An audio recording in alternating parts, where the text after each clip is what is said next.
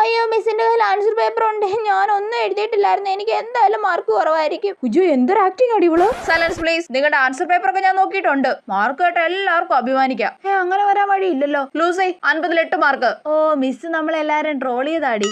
അതെ.